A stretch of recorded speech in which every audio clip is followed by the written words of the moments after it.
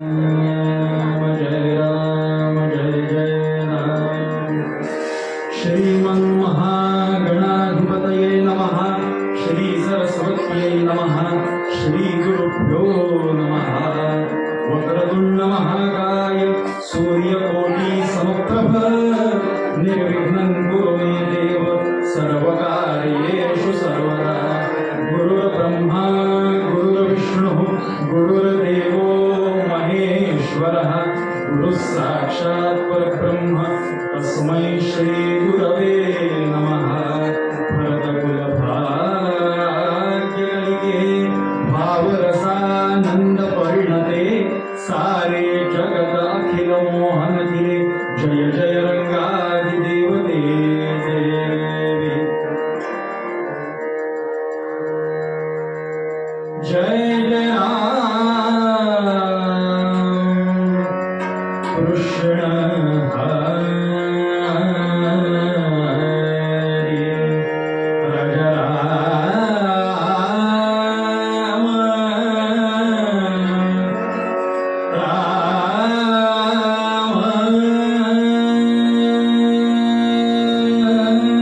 हरि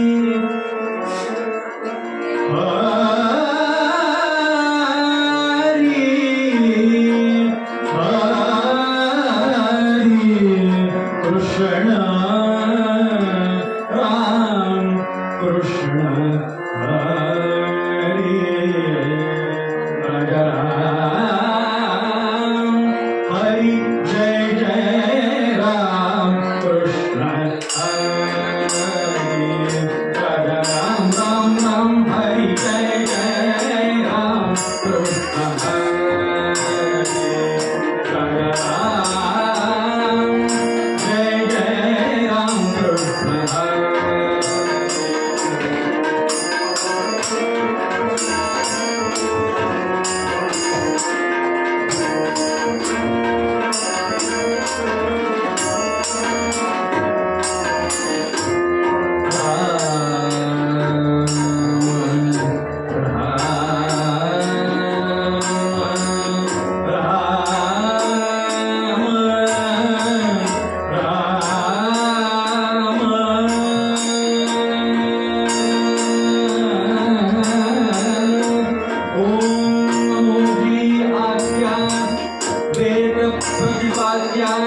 जय जय स्वसंवेद्या आत्मरूपा कल्याणानां निधानं जयमलमहं पावनं पावनानां पाथेयं यन्मुक्षोत्सवैवदपदप्राप्तये प्रस्थितस्य विश्रामस्थानमेकं कविवरवचसां जीवनं सज्जनानां बीजधर्मधर्मस्य प्रभवतु भवतां भूतये रामनाम दक्षिणेक्षणो यस्य वामे जगदात्मजा पुरतो मारुतिर्यस्य तं वन्दे रघुनन्दनम्।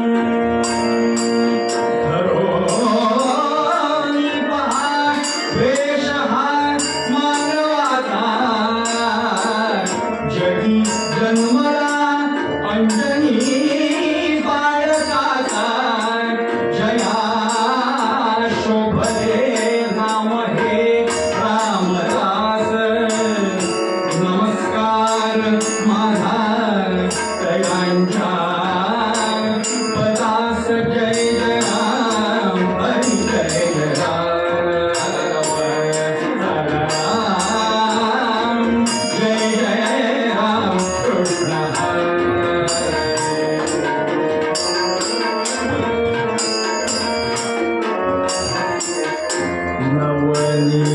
नवनीरदसम नवनीत प्रिय नवनीरदसम नवनीत प्रिय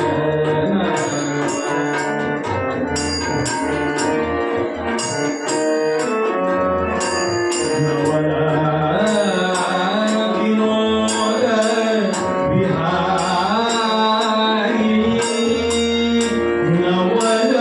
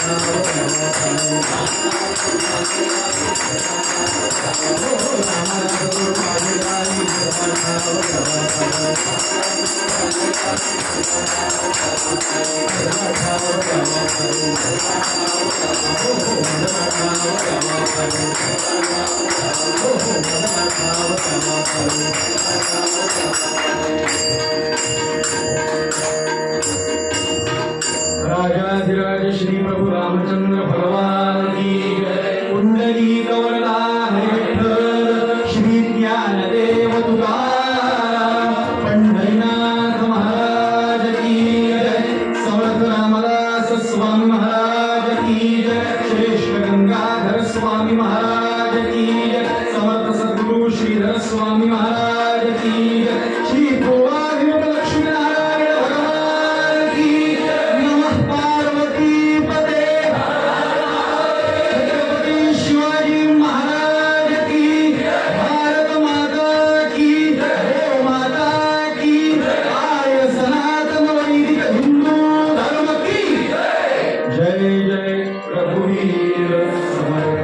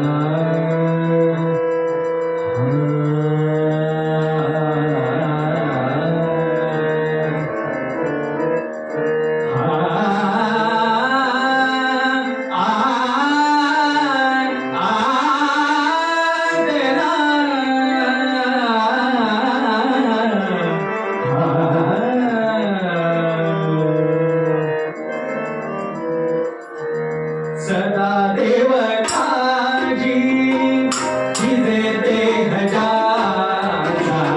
सदा देव काजी जिजे देह जाचा। सदा देव काजी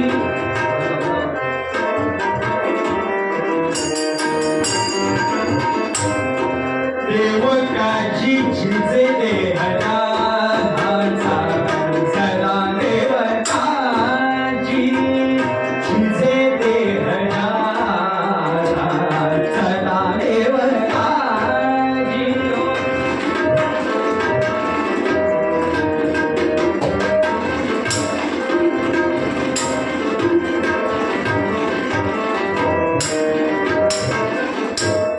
देवकाजी जिजे देह जाचा। सदा देवकाजी सदा देवकाजी जिजे देह जाचा। देवकाजी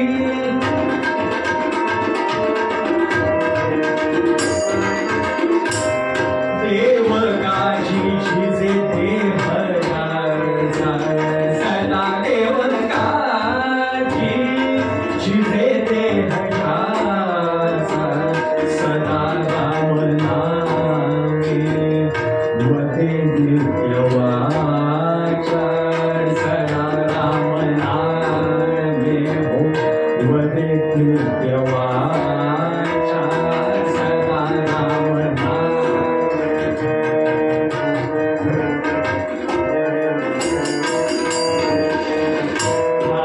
नामे वदे नित्य वाचा।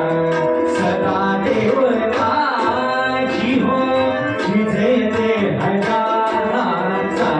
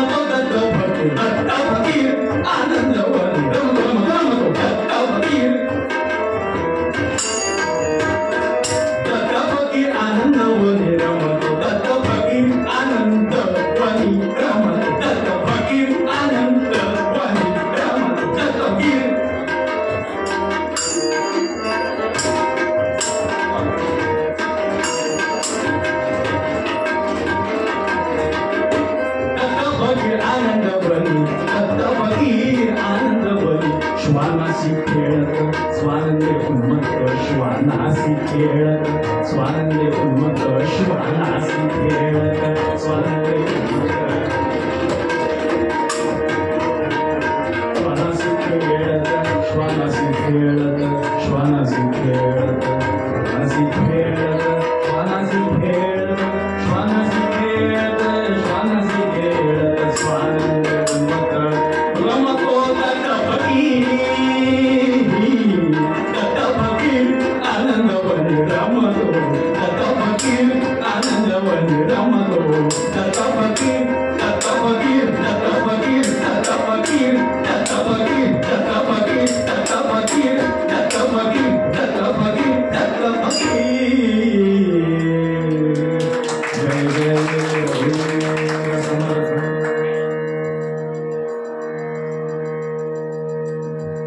आपदापहर्तारं दातारं सर्वसंपदां लोकाभिरामं श्रीरामं भूयो भूयो नमाम्यहम् नमस्ते शारदे देवी सरस्वती मतिप्रदे वसत्वं मम जुहाग्रे सर्वविद्याप्रदा भव इत्येषा वाङ्मयी पूजा श्रीमच्छङ्करपादयोः अर्पिता तेन देवेश प्रीयतां मे सदा शिवः अनेन प्रीयतां देवो भगवान् जानकीपतिः श्रीरामचन्द्रः पूर्वेषाम् अस्माकं कुलदैवतं श्रोता वक्ता श्रीराम समर्थ श्रीराम समर्थ श्रीराम समर्थ जय जय रघुवीर सगळ्यांनी एकत्र श्लोक म्हणूया शांताकारं भुजगशयनं पद्मनाभं सुरेशं विश्वाधारं गगनसदृशं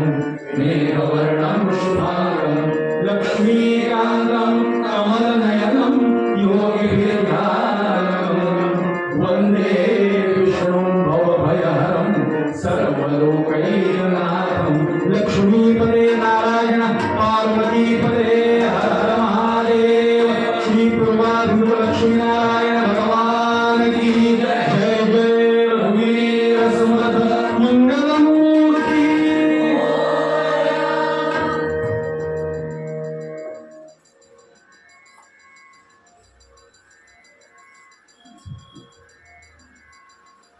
भगवान श्री प्रभू रामचंद्र महारुद्र हनुमान आणि सज्जनगड निवासी श्री समर्थ रामदास स्वामी महाराज यांच्या चरणी नमस्कार करतो। ज्या पवित्र मंदिरामध्ये गेले 100 वर्ष उत्सव सुरू आहे अशा पूर्वाभिमुख लक्ष्मीनारायणाला आपण सगळ्यांनी मिळून नमस्कार करूया। कीर्तनाकरता जमलेले सर्व परमेश्वर स्वरूप श्रोत्यांच्या चरणी नमस्कार करतो। आमचे उत्तम दोन्ही कलाकार यांच्या कलेला मनापासून नमस्कार करतो। आणि कालपासून ते आजपर्यंत समर्थ रामदास स्वामी महाराज यांचा मनाच्या श्लोकातला एक श्लोक तोही 48वा आपण चिंतनाकरता घेतलेला आहे। त्यावर आज चिंतन करण्याचा पूर्ण करण्याचा प्रयत्न करूया। तसेही संत सत्पुरुषांचे अभंग काव्य जन्मोजन्म पूर्ण होत नाही, परंतु आपणच म्हणायचं की घेतला आणि पूर्ण केला। जय जय रघुवीर समर्थ। पण त्यावरती थोडंसं का होईना चिंतन करावं की जेणेकरून आज आपल्या संस्कृतीवरती अनेक जी आक्रमण होतात, धर्मावरती जी अनेक आक्रमण होतात ती सांगतायत आपल्या उत्सवामध्ये आयोजक मंडळी, ट्रस्टी मंडळी, विश्वस्त मंडळी ही माहेर वाजणीचा उत्सव आहे। त्यामुळे लांबून अनेक जण मुंबई पुणा जिथे जिथे रहिवासी आहेत तिथून लांबून माणसं येतात या उत्सवाकरता। अजून एक प्रार्थना अशी मी प्रत्येक गावात सांगतोच, लक्षात घ्या। फक्त आज आजच्या दिवशीच सांगतो कारण इथल्या ललिताची पद्धत मला माहिती नाही, म्हणजे पद्धत म्हणजे मला माझी माहिती आहे, श्रोत्यांची माहिती नाही, म्हणून मी आजच सांगतो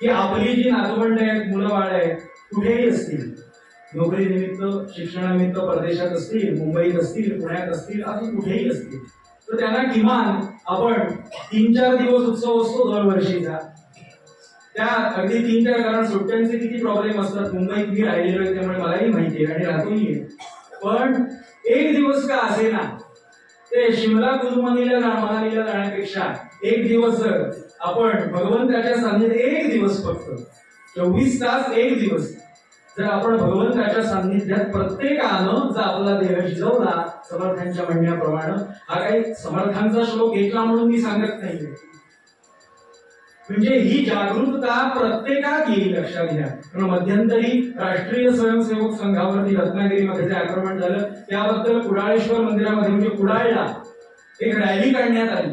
मी काल बोललो गदे बुवांना कशा करता काढण्यात आली. मी तिथे कीर्तनाकरताच कीर्तन महोत्सवानिमित्त गेलेलो होतो. ते म्हणाले बुवा तुम्ही सहभागी होणार काय की पोटा पाण्याकरता फक्त कीर्तन नाहीये, जर धर्मावरती कोणी आक्रमण करत असेल तर ह्या गादीवरून बोलण्याकरता अधिकार दिलेला नारद महाराजांनी धर्माकरता.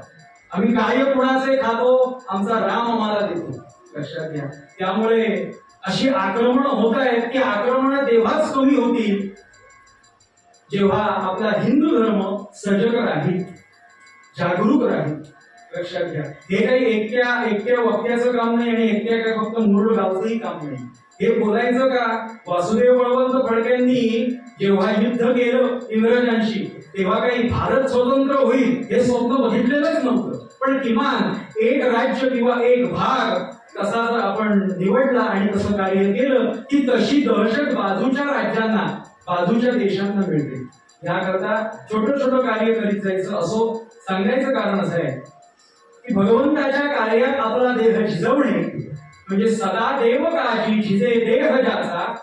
पुढे समर्थ म्हणाले सदा राम नामे वदे नित्य वाचा. ज्याच्या मुखातून कायम भगवंताचं नामस्मरण स्वधर्मेची चाले सदा उत्तमाचा. जो कायम धर्माने वागतो म्हणजे आपल्याला येणारं जे कर्तव्य कर्म आहे, बाबा मी नोकरी करतो, मी व्यवसाय करतो, तो मी प्रामाणिकपणे करतो का. भगवंताला अशी अपेक्षा नाहीये की तुम्ही माळा जास्त करा भगवंताच्या नामाच्या आणि तुम्ही जे तुमचं कर्तव्य कर्म करताय म्हणजे ज्याने आपलं कुटुंब पोचलं जातं असा उद्योग धंदा व्यवसाय नोकरी काही करताय तिथं तुम्ही टंगळ मंगळ करा, तिथं तुम्ही पाट्या टाका, असं त्यांना अपेक्षित नाहीये.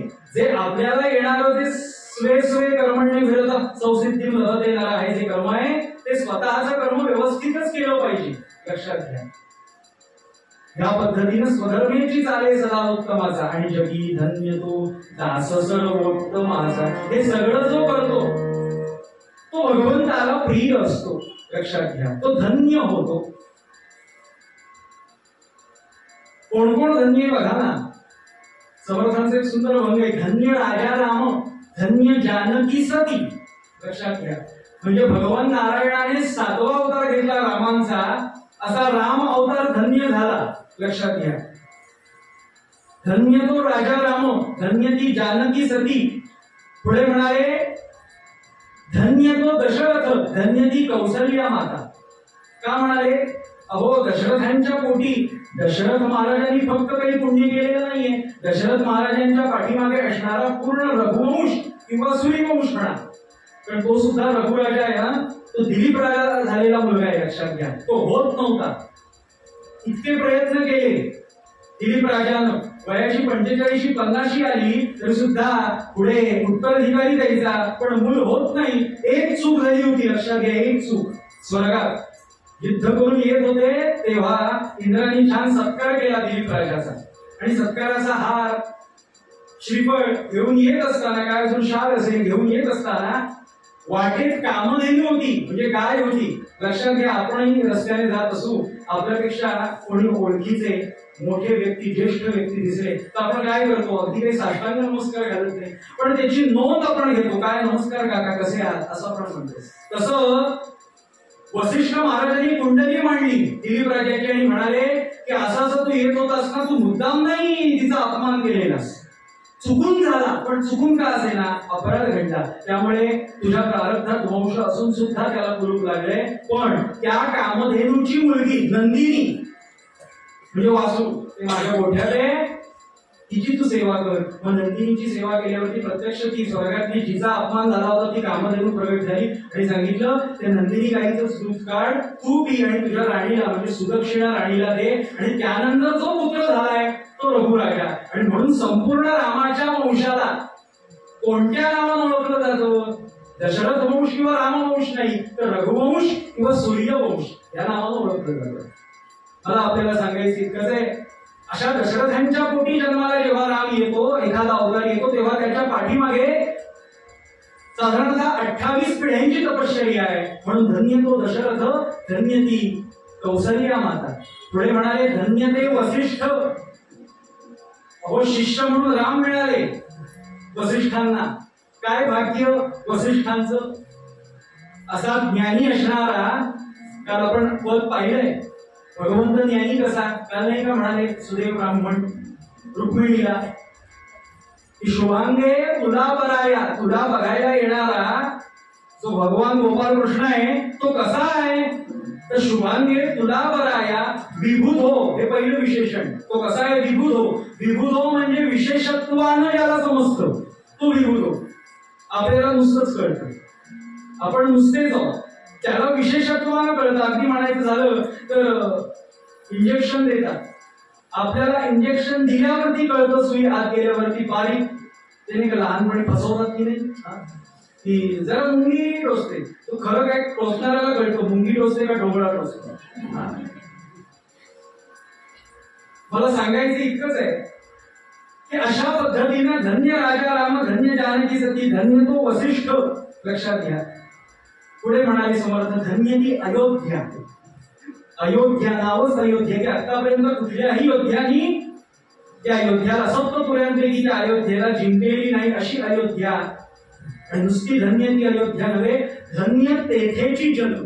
लक्षात घ्या. म्हणजे आपल्यासारखेच सर्वसामान्य, अहो गुरुजी तर सांगतात आपणच असू, फक्त आपल्याला पूर्वस्मृतीची जाण नाहीये, अनुभव नाहीये, आपणच असू तेव्हा सुद्धा. पण धन्य तेथेची जन्म. समर्थांचा हा अभंग 450 वर्षापूर्वीचा आहे, 350 450 वर्षापूर्वीचा. पण आता एक चरण आपण त्यात वाढवूया. तेव्हा काय लिहिलं होतं त्यात? 3रं 4थं चरण आहे. धन्य ती अयोध्या, धन्य तेथेची जन्म. म्हणजे तिथले सर्वसामान्य लोक सुद्धा धन्य झाले. आता आपण एक समर्थांची क्षमा मागून वाढवूया. धन्य तो भारत का संन्यास सांगणे नव्हे. श्रीराम मंदिराची स्थापना ज्या अयोध्येत झाली ती अयोध्या धन्यच आहे. लक्षात घ्या. पण आता विश्वधन्य म्हणत नाही बरं का, कारण आपल्याला अजिबात गरज नाही बाकीच्या यांची, परमार्थाच्या भाषेत बोलतोय. बाकी सेलिंग बाईंग काय करायचं ते करा, सेन्सेक्स खाली उतरतो वर उतरतो वर जातो, तो विषय नाही. इतकाच विषय इतका आहे की परमार्थाच्या बाबतीत भारताकडून धडे घ्यावेत त्या सगळ्या राष्ट्रांनी. म्हणून धन्य तो भारत आणि धन्य तेथेची जन्म. कीर्तन शिकायला जेव्हा प्रारंभ केला आणि थोडंसं कळायला लागलं की बाबा हा अशा प्रकारे करूया, हा तेव्हा आम्ही गुरुजींना विचारलं की आपण किती करंट आहोत. म्हणजे आपल्या या जीवनात जर समजा वाटलं एखाद्याला की संतांच्या चरणी जावं, तर आपल्याकडे कुठले संतच नाही. लक्षात घ्या. म्हणजे 1973 नंतर श्रीधर स्वामींची आणि गुळवणी महाराजांची समाधी एकदा झाल्यानंतर तसे संत सत्पुरुष आता 2024 पर्यंत गेल्या 40-50 वर्षात कुठे दिसत नाही. त्याचा अर्थ आपण काय अर्थ आहे, आपण नको त्या वेळेला जन्माला आलो असं मी म्हटलं. पण आता आपण एक वाक्य बदलूया. म्हणजे मी तरी माझं बदलतो, कारण माझा जन्म 2000चा आहे. त्यामुळे त्याच्या आधी सगळे संत होऊन गेले. ज्यांनी ज्यांचे जन्म 1930, 40, 47, 50, 60 त्यांच्या काळात पावसचे स्वामी स्वरूपानंद, पावस क्षेत्री निवास करणारे गुळवणी महाराज, श्रीधर स्वामी महाराज यांची कीर्ती तरी किमान अनेकांनी ऐकली असेल, पण ती सुद्धा भाग्यात आमच्या नाही. पण एक आता सांगू शकतो की आपल्याला सगळ्यांचं, सगळ्या पिढ्या लहानांपासून मोठ्यांपर्यंत, म्हणजे अगदी उतरत्या क्रमानं आपण जरी आलो की 90, 80, 70, 60 ते 10, 5 वयापर्यंत, तरी सुद्धा एक आपण भाग्यानं गोष्ट अशी सांगू शकतो की आपल्या जन्माच्या तारखेपासून, म्हणजे वाढदिवसापासून ते मरण्याच्या तारखेपर्यंत, कधी मरण हे कोणालाच माहिती नाही, पण जन्माच्या तारखेपासून ते मरणाच्या तारखेपर्यंत मध्ये 22 जानेवारी तारीख होती. लक्षात घ्या. हे आपण सांगू शकतो की आम्ही तो सोहळा ऑनलाईन का असेना, त्या टीव्हीवर का असेना बघितला. ते कोणामुळे झालं, काय झालं आजचा विषय नाही येतो. खाजगी खोलीत भेटल्यावर सांगेल. मला सांगायचं इतकंच आहे. आता आपण निश्चित सांगू शकतो ना, ही परंपरा आता आपल्या सगळ्यांना मिळाली आणि पुढच्या पिढ्यांपर्यंत आता पिढ्यानपिढ्या मंदिर झालं होते. म्हणून धन्य तो भारत, समर्थांची क्षमा मागून धन्य ते देश. कारण कुठल्याही संतांच्या काव्यामध्ये अभंगामध्ये आपल्याला बदल करण्याचा काही अधिकार नाही. आणि शेवटी म्हणाले धन्य ती वानरे ज्याची राघवी सत्ता. वानरे फक्त एक गैरसमज दूर करतो. वानर म्हणजे आपण जी माकड आणि वानर समजतो ती नाही. वानर ही जमात आहे, एक जात आहे, माणसंच ती, लक्षात घ्या. कारण आपल्याकडे 84 लक्ष जन्म आहेत, दोन्ही आहेत. त्यामुळे 84 लक्ष जन्मांमध्ये माणसा व्यतिरिक्त कुठलाही पक्षी आणि कुठलाही प्राणी बोलू शकत नाही आणि ही बोलतायत, लक्षात घ्या. वानर ही जमात आहे. मग तुम्ही म्हणाल त्यांची तोंड अशी कशी, माणसं आहेत नव्हती. लक्षात घ्या, कुठल्याही आपण कुस्तीपटू बघा, आपल्या हेरड्यात आणि दातांना कवच बसवतात. ते मुष्टी युद्ध वगैरे करायचं असेल तर ते तोंड तसंच दिसतं. रामायण सिरियल मध्ये गंमत झाली ती बरं का, कोणी पाहिली म्हणजे का? रामानंद सागरांनी मोठं अचाट काम केले, त्याबद्दल बोलणं नाही, टीका नाही, काय आपल्याला अधिकार आहे टीका करण्याचा. फक्त त्यात गंमत अशी झाली होती की हे सगळे वानर छान, ते तोंड शेपटी सगळं व्यवस्थित होतं, पण त्यांच्या सगळ्या बायका त्या माणसासारख्या दिसत होत्या. लक्षात घ्या, ही थोडी गंमत झाली, ती त्यांच्यासारख्या दिसत नाही. मला सांगायचं इतकंच आहे. शेवटी समर्थ म्हणाले धन्य रामदास. लक्षात घ्या, वयाच्या 4व्या-5व्या वर्षी श्रेष्ठ गंगाधर स्वामी म्हणजे त्यांचे बंधू समर्थांचे, त्यांचं नाव श्रेष्ठ म्हणायचे त्यांना, आणि ते बंधू म्हणून श्रेष्ठ, त्यांचं नाव गंगाधर स्वामी महाराज. ते प्रत्येकाला अनुग्रह देत असत आणि समर्थांना सुद्धा वाटलं की आपल्यालाही अनुग्रह मिळावा वयाच्या 4व्या-5व्या वर्षी. म्हणून विचारलं मला अनुग्रह द्याल का? तेव्हा वडिलांनीही, सूर्याजी पंतांनीही आणि गंगाधर स्वामी महाराजांनी नकार दिला. का? प्रत्येकाचे सद्गुरू वेगळे असतात. म्हणून जो राग आला समर्थांना, राग म्हणजे अहंकार नाही, राग म्हणजे त्यांना कसा राग आला, जसं मूल आईवरती रुसतं त्या पद्धतीने राग आला की मला तुम्ही का देत नाही. म्हणून जांभेरियाच आजही ते मारुती मंदिर आहे, त्या मारुती मंदिरामध्ये 72 तास अन्न पाण्याविना मला अनुग्रह द्या म्हणून मारुतीरायांना सांगितलं. आणि त्यातून मारुतीराय प्रगट झाले आणि एका वनात दिलं आणि रामरायांकडून त्यांना अनुग्रह दिला. रामरायांनी दिलेली वल्गल आज सज्जनगडावरती उपलब्ध आहे. आपण समर्थांच्या सेजघरात जर गेलात तर आपल्याला ती वल्गल दिसतात, आतमध्ये सोडत ते फक्त बघता येतात. तेव्हा दिलेली आज किती वर्ष बघा झाली, 450 वर्ष झाली समर्थाला जाऊन. मला आपल्याला सांगायचे असे धन्य रामदास म्हणजे माझी आवड भगवंतावरती आहे, पण भगवंताने कधीतरी म्हणावं की तू माझा आहेस, ही भक्तीची अट आहे. लक्षात घ्या. म्हणून कायम आपलं शरीर, आपला देह भगवंताच्या कार्यात झिजवायचा.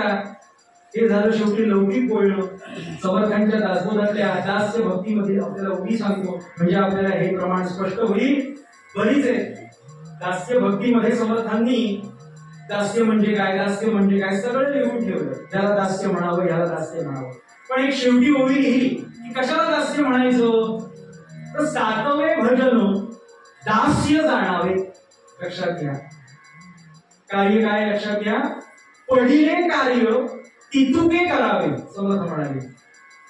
पण पडिले कार्य तितुके करावे म्हणजे कुठे, सदा सन्निधीशी असावे. कुठे, तर देवद्वारी.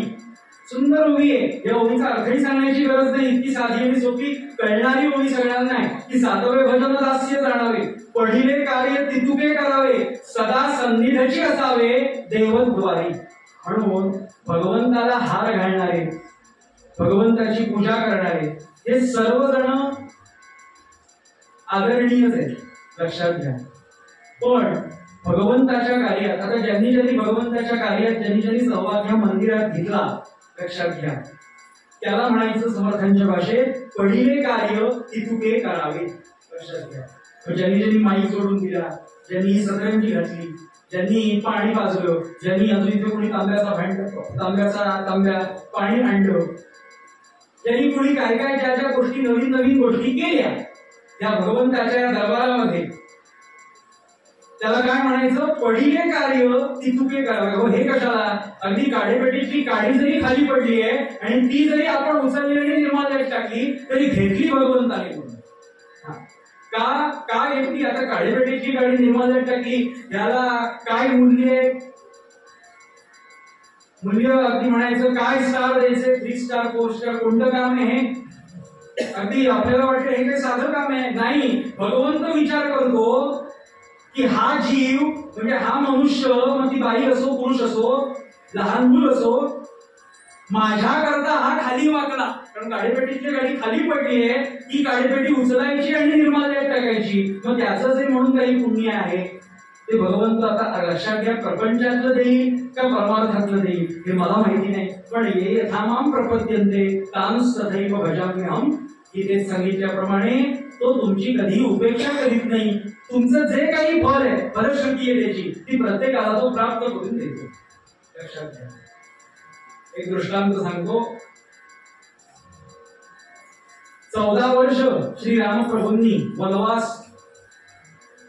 भोगला, काही अंशी उपभोगला म्हणा, भोगला म्हणा. आणि ह्या 14 वर्षामध्ये जानकीला म्हणजे सीतेला त्यांची अशी व्यवस्थित पूजा करता आली नाही.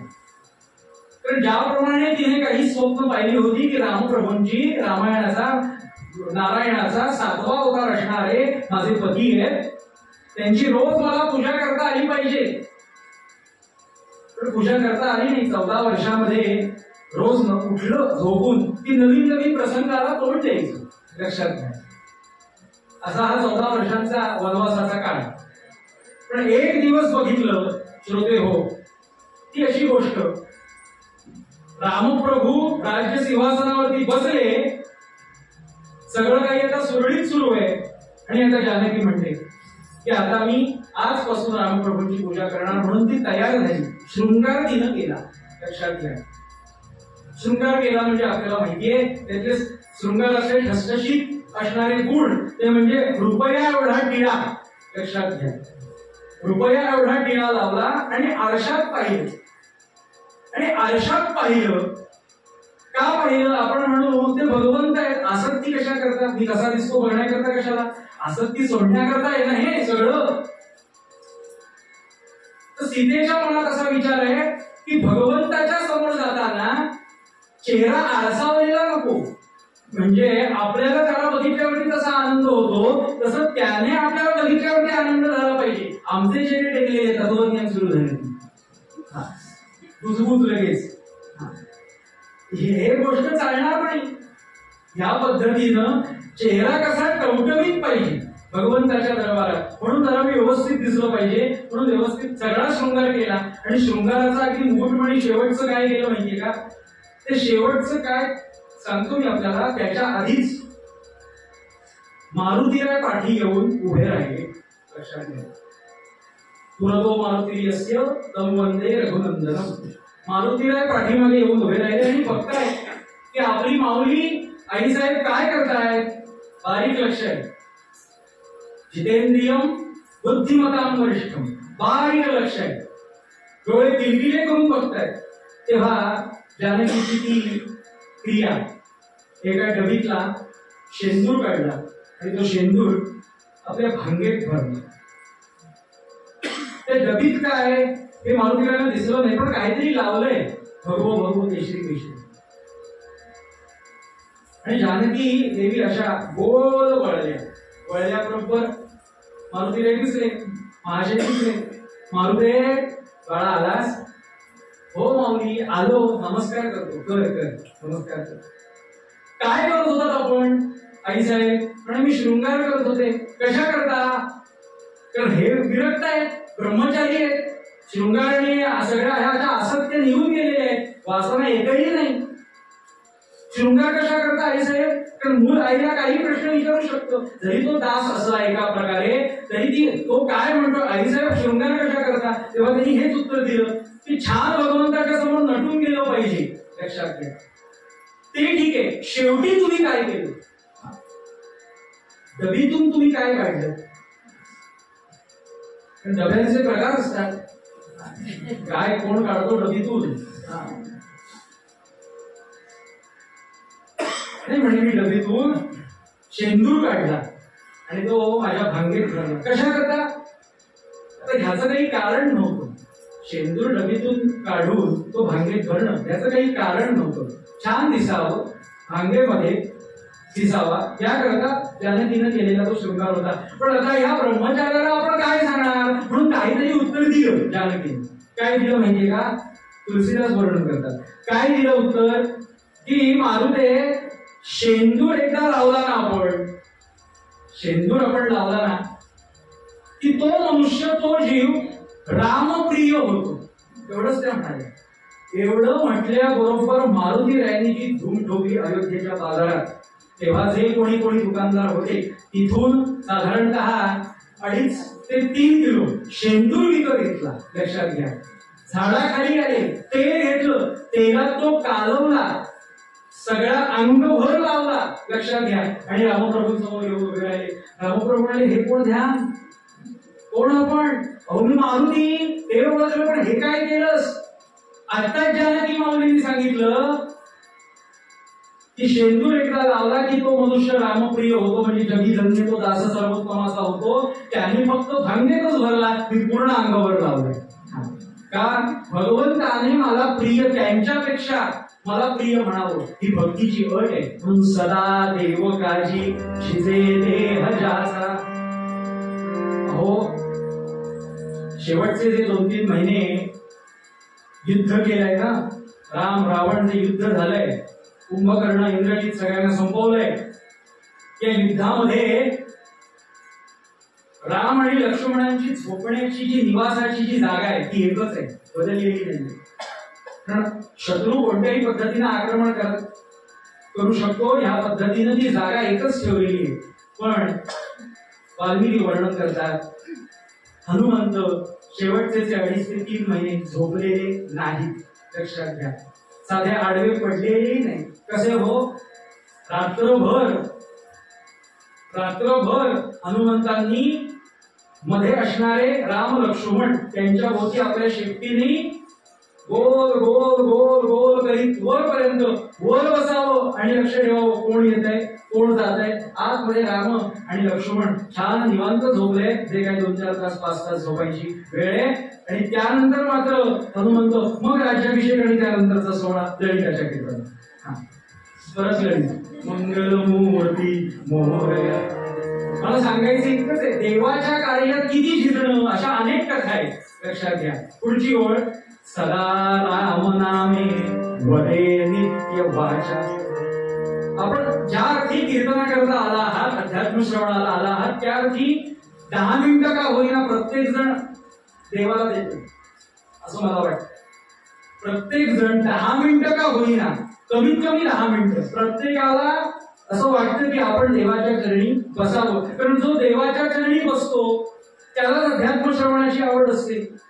त्यातले काही असतात नाही, जरा बुवांचा गाणं ऐकूया, तो विषय निराळा आहे. लक्षात घ्या. पण बहुतांश वेळेला 100 श्रोत्यांपैकी साधारणतः 60-70 श्रोते यांना त्या परमार्थाची गोडीच असते. प्रत्येकाचा अनुभव सांगतो नामस्मरणा बाबतीत तो असा की नामस्मरण घ्यायला लागलं मनुष्य की जे चांगले विचार यायचे ते सोडून वाईट विचारच प्रथम यायला सुरुवात होते. हे प्रत्येकाचा अनुभव आहे की नाही ते अगदी नामस्मरण करायला सुरुवात केली कीच काहीतरी बटाटे वड्यावाला बटाटे करतो, मग सगळ्यावरती विरजळ. कुठलं नामस्मरण, कुठलं काय. गोंदवलेकर महाराजांचं म्हणजे आपली जी समस्या आहे ना ती संतांच्या काळात असणारे सगळे सामान्य माणसं त्यांच्याकडे पण होती. गोंदवलेकर महाराजांकडे गेली काही माणसं आणि विचारायला लागली, महाराज तुम्ही सांगता रामनाम घ्या, भगवंताचं नामस्मरण आम्ही घेतो, पण चांगले विचार येण्याच्या ऐवजी वाईटच विचार येतात, नको ते विचार येतात. तेव्हा महाराज म्हणाले याचा अर्थ बरोबर चाललंय. बरोबर चाललंय म्हणजे कोकणातच आहे त्यामुळे दृष्टांत देतो. मातीची घरं असतात जुनी, जुन्या मातीच्या घरांमध्ये घुशी, उंदीर, डोंगळे, लहान लहान प्राणी होण्याची संभावना असते. माती वगैरे सगळी भिंत वगैरे फोडतात, बिळातून बाहेर येतात. त्यांच्याकरता जुनी माणसं जी आहेत ना ती एक उपाय सांगायची. काय करा, चुलीवरती किंवा गॅसवरती कडक कडक गरम गरम असं पाणी तयार करा आणि ते तयार झालेलं गरम असं पाणी ज्या बिळातून ते येतात जातात दिसतात अधूनमधून, त्यामध्ये ते ओता. म्हणजे काय होईल, सगळे विकार बाहेर येतात. एक एक प्राणी बाहेर येतात, आतले काही मरून जातात. महाराज म्हणाले असंच आहे तुमचं सुद्धा. नामस्मरण एकदा घ्यायला सुरुवात केली ना या मनानं, या बुद्धीनं, की आतले आपले असणारे जे विकार आहेत त्यांना असं वाटतं की ह्या आता जीवात, ह्या आता शरीरात आपल्याला स्थान नाही. कारण एकदा नामस्मरण घ्यायला सुरुवात झाली की हे सगळं अधम पातक वाईट ज्या गोष्टी आहेत थारा नाही आता या जीवाला. म्हणून काय करतात माहितीये का, ते वाईट वाईट विचार मनात यायला सुरुवात करतात जेणेकरून आपण नामस्मरण थांबवावं. पण महाराज म्हणतात वाईट विचार जरी आले याचा अर्थ तुम्ही गरम गरम असं तेज असणारं नामस्मरण घेताय, त्यामुळे सगळे ते वाईट विचार येत आहे. ते येऊ द्या, पण नामस्मरण थांबवू नका. म्हणून सद्गुरूंची आवश्यकता आहे, लक्षात घ्या. सिद्धी काही अनेकांकडे सिद्धी असते, अनेक प्रकारे विद्या असतात, पण त्याचा उपयोग जर परमार्थाकरता होत नसेल तर या जीवाला काय अर्थ आहे. एक सुंदर अभंग आहे, या अभंगामध्ये वर्णन केलंय. कोणाचा अभंग आहे माहितीये का, 4 वर्षाच्या 5 वर्षाच्या एका मुलीचा आहे. बरं का, ती कोण मुलगी मी आपल्याला सांगतो. अशी चिमुरडी तिनं अभंग लिहिलाय. कोणाकरता माहितीये का, हा इतका सगळा भवसागर किती आहे मोठा. मुरुडचा समुद्र किनारा बघितला नवीन माणसानं माझ्यासारख्या, बघितला नाहीये, अपेक्षा उद्या घेतील. जय जय. पण गंमत बरं का, कोकणची माणसं साधी बोळी, काळजात भरली ती शाळी, पण लक्षात ठेवायचं ती शाळी कधी टाळक्यात बसतील काही सांगता येत नाही. असो, तत्वज्ञान झाले की कंटाळी होऊ नये म्हणून विनोद. बरं का, इतका आपला भवसागर मोठा आहे. साधा लौकिक पंचमहाभूतांपैकी जर आपण समुद्र पाहिला, कुठलाही अरबी समुद्र, तर आपल्याला भीती वाटते होडीतून जाताना, काही करताना. पण असणारा जो भवसागर आहे पार करायचा, तो किती मोठा आहे. काय अभंग बघा. भव नदीचे पाणी रे गड्या मोठे ओढीते, भव नदीचे पाणी रे गड्या मोठे ओढीते. अहो भल्या भल्या पोहणाऱ्यांना उलथुनी लावीते, भल्या भल्या पोहणाऱ्यांना उलथुनी लावीते.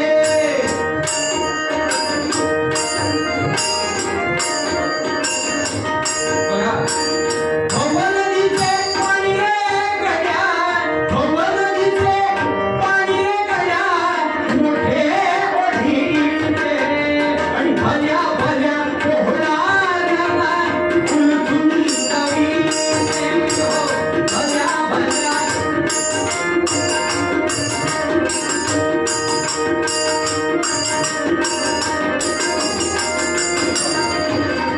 कोणाचा भंग बघा. मुक्ताई म्हणे सांग्या हो, मुक्ताई म्हणे सांग्या हो, अंतरीची खूण. मुक्ताई म्हणे सांग्या हो, अंतरीची खूण. मुक्ताई म्हणे सांग्या अंतरीची खूण. हरी सद्गुरूंचे पाय तुला नेतारू, हरी सद्गुरूंचे पाय तुला नेतारू. भव नदीचे पाणी रे गड्या मोठे ओढीते, भव नदीचे पाणी रे गड्या मोठे ओढीते. भल्या भल्या पोहणाऱ्यांना उलथुनी लावीते, भल्या भल्या पोहणाऱ्यांना उलथुनी लावीते, भल्या भल्या पोहणाऱ्यांना उलथुनी लावीते. श्री गुरुवामृत लक्ष्मीनारायण महाराज की जय. काय अर्थ आहे बघा. भव नदीचे पाणी रे गड्या, मुक्ताबाई सांगतात, मोठे ओढीते. इतकं मोठं आहे की भल्या भल्या पोहणाऱ्यांना उलथुनी लाविते. कसं, पराशर ऋषी विश्वामित्र यांच्याकरता मेनका पाठवली. लक्षात घ्या, शुकदेवांकडे सुद्धा मेनका आली होती, पण जी आसक्ती होती पूर्वजन्मातली विश्वामित्रांची, अहो साधं नाही हो, 20,500 वर्ष तप केले होतो विश्वामित्रांनी. साधं 20 वर्ष सुद्धा नाही. आपण ऐकतो 20 वर्ष 50 वर्ष यांनी तप केलं हो, किंवा काही साधना केली. 20,500 वर्ष तपश्चर्या केली आणि त्यानंतर मेनका आली. कुठली वासना आणि कुठली आसक्ती तेव्हा जागृत झाली त्यांची माहिती नाही, पण भल्या भल्या पोहणाऱ्यांना 4-5 वर्षाची चिमुरडी सांगतेय, उलथुनी लावी ते. आणि कोणाला सांगते ही? मुक्ताई म्हणे चांगल्या अंतरीची पूर्ण. चांगदेवांकडे इतकी विद्या होती, सिद्धी होती, पण मुक्ताई चांगल्या म्हणते. अभंगात चांगल्या असल्यामुळे आपण चांगल्या म्हणतोय, नाहीतर कसं असतं माहितीये का, आपल्याला म्हणण्याचा अधिकार नाही. ज्ञानदेवांनी आणि निवृत्तीनाथांनी चांगदेवांना चांगल्या म्हणणं आणि कुणीतरी चांगल्या म्हणणं, त्यात जमीन आसमानाचा फरक आहे. इतकी सिद्धी होती की समोरच्याच्या प्रारब्धात बदल करण्याची सिद्धी त्यांच्यात होती. साधुबोध नावाचा एक गुंडामरा टिळकरांचा एक ग्रंथ आहे. तर म्हणाले 16 प्रारब्धांपैकी 12 प्रकारची प्रारब्ध बदलता येतात साधनेनं. 4 प्रकारची बदलू शकत नाही. ज्याच्यामध्ये आत्ताची असलेली श्रीमंती, तुमचं आरोग्य, पूर्वजन्माप्रमाणे आता जो कोणी श्रीमंत आहे त्याने भरपूर दान दिलंय आधीच्या जन्मात, म्हणून तो आता श्रीमंत आहे. आणि जो आता अत्यंत जो गरीब आहे त्याने काही दिलेलं नाहीये, तो आघाडीतला आहे, सगळं घेतलेलं आहे. असो, सांगायचं कारण प्रारब्धात बदल करत होता. प्रारब्धात बदल करत होते चांगलं म्हणजे काय करत होते? समोरचा समजा व्यक्ती मृत पावला, मेला, तर त्यांच्याकडे अशी सिद्धी होती की 2 महिने 3 महिने 4 महिने 6 महिने तपश्चर्या करायची आणि सगळे गावकरी सांगायचे त्यांच्या घरातली मेलेली गुरं, मेलेली म्हैस, मेलेली वासरं, कोणी कुत्रा, मांजरं, कुठले प्राणी आणि माणसं मेली रे मेली की चांगदेवांच्या समोर आणून ठेवायची आणि सांगायचे. तिथे मुक्ताई आली. मुक्ताई म्हणाली, हे काय चाललंय? तेव्हा कोणीतरी 40-50 वर्षाच्या एका माणसानं तिच्या टाकल्यात असं मारलं.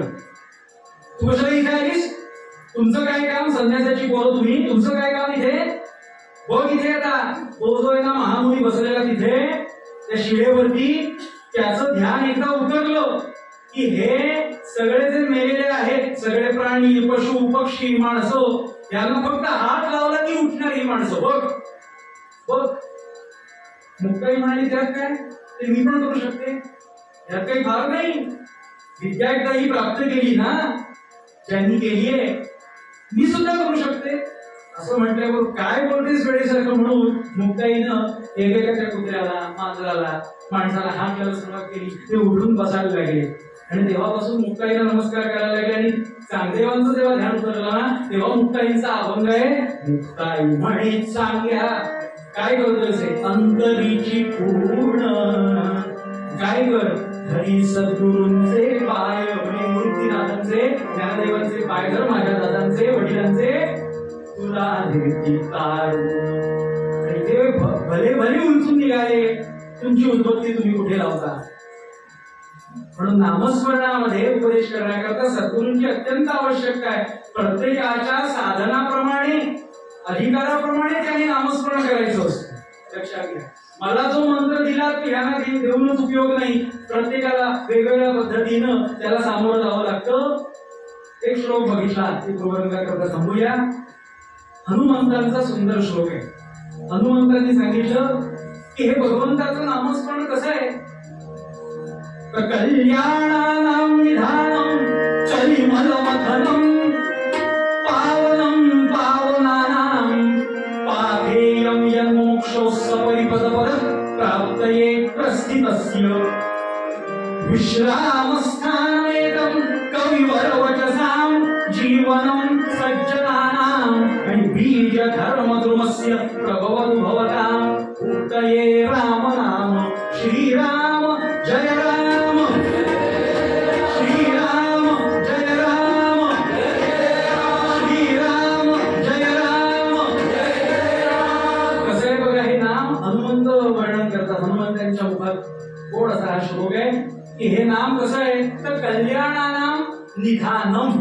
लक्षात घ्या, समुद्र तितका सागर इतका मोठा, लक्षात घ्या त्याच्याही पलीकडे असणारं हे नामस्मरण बलाढ्य आहे. जो घेतो तो पराक्रमी होतो, भक्ती रसामध्ये डुंबून जातो. लक्षात घ्या, कलिमल मथनम पावनम पावनानाम, अनेकांना पावन करणार आहे. आणि पुढे सांगितलं पाथेयम यन मुमुक्षो सपरिपद पद प्राप्तये प्रस्थितस्य. पाथेयम म्हणजे भक्ती रसाच्या भक्तीच्या मार्गाने पाथेयम जाणारे कोण तर मुमुक्षु. लक्षात घ्या, मुमुक्षु म्हणजे कोण? आपण आपल्याला स्वतःला मुमुक्षु म्हणू शकतो का? समर्थांच्या दासबोधामध्ये 4 घटक अशा आहेत, 4 अशा अवस्था आहेत. समर्थांनी मला वाटतं 4व्या दशकात सांगितले आहेत, बद्ध, मुमुक्षु, साधक आणि सिद्ध. तर बद्ध म्हणजे काय की ज्याला परमार्थाची अजिबात आवड नाही तो बद्ध, करंटा, अभाग्यवान. मुमुक्षु म्हणजे ज्याला वाटतंय की भगवंताची कृपा मिळावी, आपल्यालाही वाटतं की नाही, हो म्हणा पटकन, हो मध्ये दम वाटत नाही. मी आता सुद्धा जिलबी खाल्ली आहे, तुम्ही सुद्धा जेवलेला आहात. प्रत्येकाला कृपा हवी की नाही? गमतीचा भाग नाही, प्रत्येकाला कृपा हवी आहे. तो कोण? मुमुक्षु. आणि काही साधन घेऊन जो साधन करतो तो पुढची 3री पायरी साधक. आणि मिळालेलं साधन करून जो साधन करतो असलेला साधक तो शेवटी सिद्ध होतो, 4थी पायरी. पण मुमुक्षु हे नामस्मरण कसं आहे? पाथेयम यन मुमुक्षो सपरिपद पद प्राप्तये प्रस्थितस्य.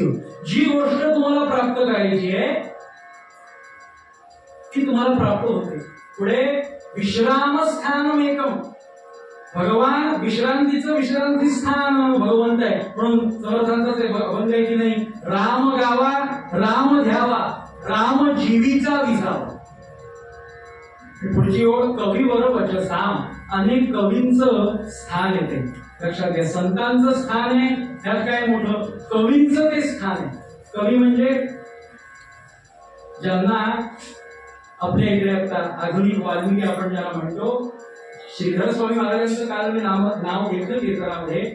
अनेकांना श्रीधर स्वामी महाराजांचं नाव माहीत सुद्धा नसेल की असे संत होऊन गेले जनगडावरती. एक नाव सांगितलं ना की लगेच आपण श्रीधर स्वामी महाराजांच्या जवळ जाऊ. कवीवर वचसाम म्हणजे काय? जेव्हा ग दी माडगुळकर सज्जनगडावरती समर्थांच्या समाधीचं दर्शन घ्यायला येत होते, तेव्हा सज्जनगडावरती श्रीधर स्वामी महाराज होते. लक्षात घ्या, 60-70 वर्षापूर्वी. त्या गदिमाला माहिती नाही. आपण जसे नेहमी तीर्थक्षेत्राला जातो तसेच गदिमा गड चढत चढत चढत दर्शनाला जात होते. काही समस्येत अडकलेले होते. लक्षात घ्या, शब्दकोड्यांच्या काही समस्येमध्ये अडकले होते. तेव्हा श्रीधर स्वामी महाराजांच्या चरणी डोकं टेकलं. पण जेव्हा ते गदिमा येत होते, गड चढत होते, तेव्हा तिथल्या असणाऱ्या सगळ्या रामदासांना श्रीधर स्वामी महाराजांनी काय म्हटलं माहितीये का? सगळ्यांनी सावध व्हा बरं का, सरस्वती पुत्र येतो, सरस्वती पुत्र येतोय. भरपूर समस्येत अडकलेले होते गदिमा. पण गदिमाने एक उपदेश केला की तू ज्या क्षेत्रामध्ये आहेस त्या क्षेत्रात तुझं नाव व्हावं आणि त्याची कृपा असल्याशिवाय काही होत नाही, सिद्ध होत नाही तो मनुष्य. त्याकरता मी सांगतो ते काम कर, उपाय कर. कोणता? रामांवर एक गाणं लिही. रामांवर काय शब्द आहेत बघा श्रीधर स्वामी महाराजांचे, रामांवर एक गाणं लिही. ते रामांवर एक गाणं म्हणून जे लिहिलं गेलं तेच कोण? गीत रामायण. लक्षात घ्या, हे कशाला? आपल्याकडे सगळ्यांकडे एक कॅलेंडर प्रसिद्ध आहे. कुठलं कॅलेंडर? कालनिर्णय. प्रत्येकाकडे असतंच ते कालनिर्णय कॅलेंडर. कसं तयार झालं माहितीये का? श्रीधर स्वामींच्या परवानगीने. श्रीधर स्वामी महाराजांचे असणारे शिष्य जयंत साळगावकर, त्या जयंत साळगावकरांना उपदेश केला. त्यांना तेही समस्येत होते, त्यांचे शिष्य आहेत ते, की तू काळाचा निर्णय कर. म्हणून तू कॅलेंडरचं नाव कालनिर्णय. लक्षात घ्या, तू काळाचा निर्णय कर. या पद्धतीनं श्रीधर स्वामी महाराजांचे अनेक शिष्य अनेक भागात गेले. आज जो आपल्याला गोंधळाचा जो विकास दिसतो ना, तो श्रीधर स्वामी महाराजांच्या शिष्यांनीच केलेला आहे, लक्षात घ्या. पिठापूरला गेलो, गाणगापूरला गेलो की जो विकास दिसतो तिथे सगळे श्रीधरांचे शिष्य गेलेले आहेत. म्हणून हा सगळ्या तीर्थक्षेत्रांचा जो आपल्याला महिमा दिसतो, कुठून दिसतात की ही पार्श्वभूमी आहे. मध्यंतरी नांदेडच्या इथे उमरखेडला कीर्तना करता गेलेलो होतो. हे का सांगतो मी आपल्याला, गोंदवलेकर महाराज जे आहेत त्या गोंदवलेकर महाराजांचे जे गुरु माहिती असेल नाव तुकाई माऊली, लक्षात घ्या. त्या तुकाई माऊलींचं जे स्थान आहे ते तिकडे उमरखेड जवळ आहे, लक्षात घ्या. गोंदवल्याचा आपण महिमा बघता, किती जण पंक्ती उठतात, किती पंक्ती बसतात, त्याची काही मोजमाप नाही, इतका महिमा प्रचंड आहे. पण तिथं आम्ही तुकाई माऊलीच्या क्षेत्री जेव्हा गेलो, उमरखेडवरून 1-1.5 तासावरती, तेव्हा अशी स्थिती बघायला मिळाली की अत्यंत शांत, अत्यंत साधं, कोणाला माहितही नाही की हे गोंदवलेकर महाराजांचे हे गुरु आहे. जर भेसळेंनी लिहिलेला जर ग्रंथ पाहिला तर कळेल की बाबा हे गुरु आहे. तर मला असा प्रश्न पडला, म्हणजे आमच्यासोबतचे सदाजी होते ते दापोलीचेच होते. ते म्हणाले की गोंदवलेकर महाराजांचं सगळं महिमा कुठे, म्हणजे किती पंक्ती उठतात, किती भक्त निवास, किती काय काय, मग ह्यांचं असं काय, कारण ह्यांचं असं काय म्हणजे हे जे तीर्थक्षेत्र आहे तुकाई माऊलींचं, तिथे प्रसादाला फक्त दुपारी 4 ते 5 माणसं, म्हणजे आम्ही गेल्यावरती त्यांना आनंद झाला की वा आज प्रसादाला 4-5 माणसं आली, लक्षात घ्या. म्हणजे तिथे प्रसाद तयार असतो पण प्रसाद घेण्याकरता कोणी नसतो. तर मला का माहित नाही, मला असं वाटलं हा सगळा प्रसंग बघितल्यावरती की त्यांचे हे गुरु तुकाई माऊली, त्यांचं असणारं साधं, कोणाला माहितीही नाही असं असणारं स्थान. प्रत्येक सद्गुरूला असं वाटतं की माझा शिष्य मोठा व्हावा, लक्षात घ्या. मी ज्याला शिकवलं ना तो माझ्यापेक्षा मोठा व्हावा. कारण तुकाई माऊलींचे असणारे जे गुरु आहेत ते चिन्मयानंद स्वामी, ते उमरखेडला आहे, लक्षात घ्या. त्यांचं स्थान, त्यांचंही साधं आहे स्थान, लक्षात घ्या. साधं हे का बोलतो माहितीये का, गोंदवलेकर महाराजांचं एकदा स्थान कळलं की ते कळतं आपण त्याला का साधं म्हणतो. ह्या पद्धतीनं सद्गुरूंची जी कृपा होते ती ह्या पद्धतीनं होते, लक्षात घ्या. म्हणून नामस्मरण जे आहे कविवर वचसाम जीवनम सज्जनानाम आणि बीज धर्म ध्रुवस्य प्रभवतु भवतां भूतये रामनाम. अशा रामनामामुळे आपण त्याचे जवळचे होतो, प्रिय होतो. म्हणून परत एकदा सगळ्यांनी म्हणा श्रीराम जय राम जय जय राम, श्रीराम जय राम जय जय राम, आणि श्रीराम जय राम जय जय राम. पुढे म्हणाले स्वधर्मेची चाले सदा उत्तमाचा. आपलं असणारा म्हणून कर्तव्य कर्म जे आहे ते प्रत्येकाने उत्तम करा असं सांगितलंय. एक दृष्टांत बघतो, सांगूया आणि थांबतो, कारण बघतो करून बराच वेळ झाला, बुवा काही थांबत नाही. पण खरंच थांबूया, म्हणजे पूर्वार्गा करता. भागवतात एक सुंदर गोष्ट आहे, स्वतःच कर्म स्वतः उत्तम करायचं. म्हणजे काय, स्वधर्मेची चाले सदा उत्तमाचा. म्हणजे काय तर लक्षात घ्या श्रोते हो, कंसाच्या दरबारात एक दासी होती त्रिवक्रा नावाची. तिचं काम काय, ती हनुलेप करणी, अगदी मराठीत सांगायचं तर ब्युटिशियन होती. म्हणजे काय माहितीये, चेहरा स्वच्छ करायचा, होडी लावायच्या, या सगळ्या गोष्टी ती करायची. कंसाला तो चांडूर ते आधीच दिसायला बावळट, मग त्यांना स्वच्छ करायचं म्हणजे किती अवघड काम होतं. तिचं नाव त्रिवक्रा. पण दुर्दैव असं, त्यांच्या ठिकाणची ती दासी होती, पण ती त्रिवक्रा दासी 3ही बाजूने वाकडी होती, लक्षात घ्या. 3ही बाजूने अशी. भगवान गोपाळ कृष्ण आणि बलराम दादा अक्रूर घेऊन आला, मथुरेमध्ये गोकुळातून घेऊन आला, निघाले अक्रूर दरबारी. या पद्धतीनं अक्रूर घेऊन आला आणि भगवंताने विचार केला आपण शहरात आलोय, गोकुळात म्हणजे आपण गावात होतो, गोपींमध्ये रमलेलो असायचो, नंद यशोदेच्या प्रेमळ सहवासात होतो आई वडिलांच्या. आता आपण मथुरेत आलोय म्हणजे शहरात आलोय. शहरात आल्यावर ना भगवंतच म्हणतात की जरा व्यवस्थित दिसलं पाहिजे. गावात कसं आहे माहितीये का, 2 व्हीलरवरून हपैकीवरून फिरलेलं चालतं. शहरात फिरलं नाही, शहरात मॅगी जरी आणायची असेल तरी टकाटक होऊन जातात. काय कारण माहिती नाही. म्हणजे तुम्हाला किती येत आहे लक्षात घ्या, तुमच्याकडे ज्ञान किती आहे ह्याला शून्य किंमत. तुम्ही दिसता कसे शहरात, हा दिसता कसे ह्याला महत्व. अर्थात तोंडाने उघडल्यावरती सगळं समजतं काय ह्याचं आहे ते, पण ठीक आहे. पण भगवान म्हणाले तो अत्यंत ज्ञानी असणारा त्रिभुवन सुंदर परमात्मा. भगवान गोपालकृष्ण म्हणतात मथुरेत आलोय. आपण गोकुळात असताना कसेही होतो, कसेही फिरायचो गोप गवळणींसोबत, पेंद्या सुदाम्यासोबत. पण आता कंसाच्या दरबारात जायचंय, त्याचा वध करायचा आहे, तर कसं दिसलं पाहिजे दरबारात. दरबाराचे म्हणून काही नियम आहेत, प्रोटोकॉल्स आहेत, त्या पद्धतीनं तिथं तसंच असलं पाहिजे. म्हणून चेहरा जरा स्वच्छ करूया, कारण तेव्हा काही मुकुट वगैरे घालून आले नव्हते, त्यामुळे असे ते लांब असे असणारे केस सगळे विस्कटले होते. चेहरा जरा स्वच्छ करूया. तेवढ्यात त्यांनी त्या देवकलेच्या ठिकाणी असणारी एक पिशवी, ती बिग बॉक्स मध्ये होती बघा, मी बघत नाही, आवडेल तशी ती पिशवी तिची, त्याच्यावरून ओळखलं की ही चेहरा स्वच्छ करून देणारी आहे. तिला आपण विचारूया देशील का बाबा चेहरा स्वच्छ करून दे. तर भगवंताच्याच मुखात भागवतात हा श्लोक आहे. हृदय ध्यायतो विष्णू त्रेतायाम यजतो मखैः द्वापरे परिचर्यायाम. ते द्वापर युग आहे. द्वापरे परिचर्यायाम म्हणजे पूजा अर्चा भगवंताची. आपलं कर्म भगवंत बघतोय, कसं करतोय हा. म्हणून त्रिवक्रेला सांगितलं की आमचा चेहरा स्वच्छ करून देशील का. तू कंसाच्या दरबारातली आहेस, पण चेहरा स्वच्छ करून दे. ते म्हणाले बसा तुम्ही. म्हणून दगडावर भगवान बसले. आधी बलरामांचा चेहरा स्वच्छ करून दिला, कृष्णांचा चेहरा स्वच्छ करून दिला, शेवटी कस्तुरी तिलक लावला आणि छान भगवान दिसायला लागले. कृष्णाय वासुदेवाय हरये परमात्मने आणि प्रणतः क्लेश नाशाय. ज्याच्याकडे पाहिल्याबरोबर सगळ्या क्लेशांचा नायनाट होतो असा भगवान नटला. प्रणतः क्लेश नाशाय. या पद्धतीनं सगळ्या क्लेशांचा नायनाट कसा दूर झाला बघा. आणि त्यानंतर गोविंदाय नमः या पद्धतीनं आता काहीतरी दिलं पाहिजे तिला. का तिचा व्यवसाय कोणत्या पद्धतीचा आहे, कोणत्या स्तराचा आहे ह्यावर चर्चा नाही. ती काय कर्म करतीये, ठीक आहे, तिच्याकडे येणारा म्हणून जो व्यवसाय आहे ती उत्तम करतीये.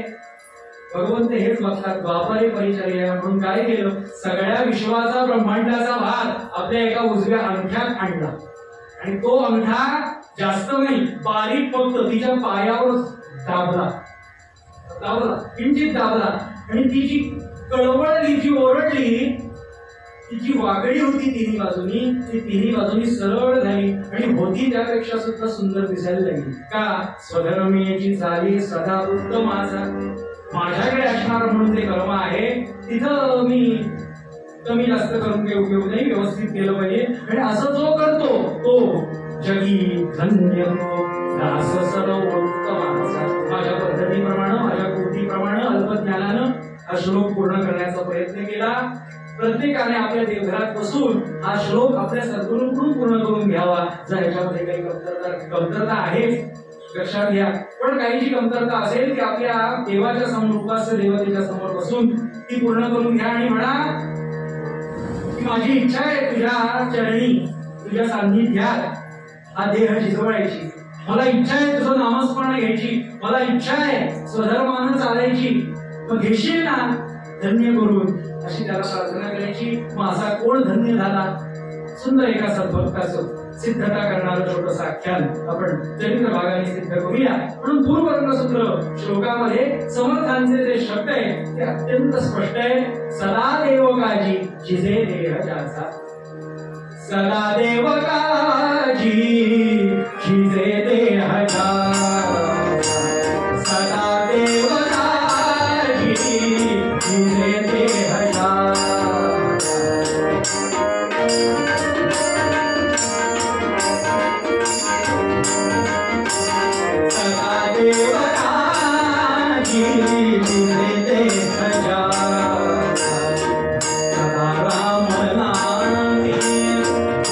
नित्यवाच